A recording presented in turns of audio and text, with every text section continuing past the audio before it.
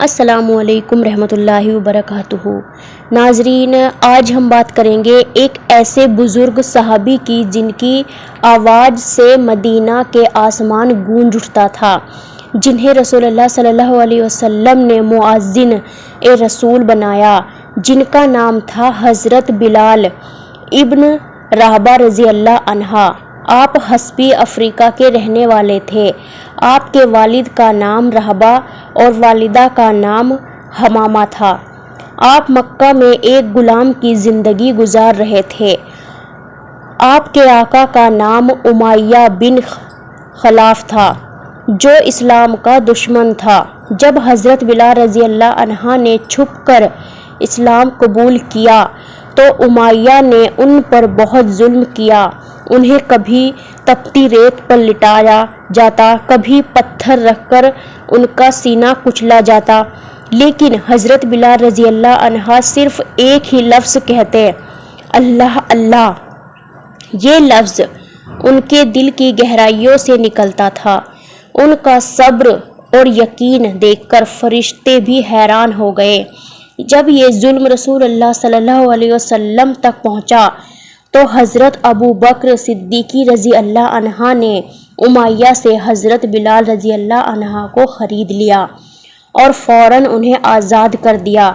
رسول اللہ صلی اللہ علیہ وسلم نے فرمایا، بلال جنت کے لوگوں میں سے ہے۔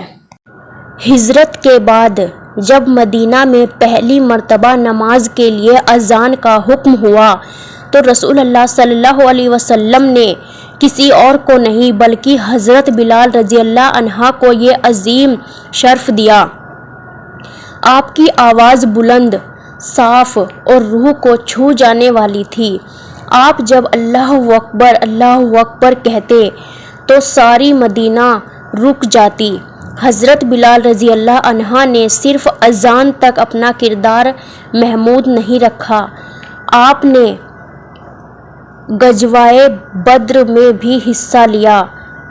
اسی جنگ میں آپ کے سابق آقا امیہ کو آپ نے ڈھونڈ کر قتل کیا۔ یہ جنگ نفرت کا بدلہ نہیں تھی بلکہ ظلم کے خلاف حق کی جیت تھی۔ جب رسول اللہ صلی اللہ علیہ وسلم کا وصال ہوا تو حضرت بلال رضی اللہ عنہ کا دل ٹوٹ گیا۔ آپ نے اذان دینا بند کر دیا، کیونکہ جب بھی آپ اشہد ان محمد رسول اللہ کہتے تو رونا رکتا نہیں تھا۔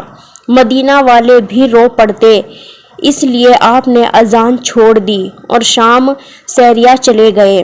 حضرت بلال رضی اللہ عنہ کا وفات کا وقت آیا تو آپ کی بیوی رو رہی تھی اور کہہ رہی تھی کہ ہائے، آج کا دن کتنا افسوسناک ہے، لیکن حضرت بلال رضی اللہ عنہ نے کہا کہ نہیں، آج کا دن کتنا خوش نصیب ہے، آج میں اپنے حبیب صلی اللہ علیہ وسلم سے ملاقات کروں گا۔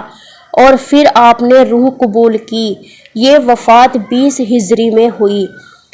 آپ کی عمر لگ بھگ 60 سال کی تھی۔ حضرت بلال رضی اللہ عنہ کا زندگی کا ہر لمحہ صبر، یقین اور محبت رسول صلی اللہ علیہ وسلم سے بھرپور تھا۔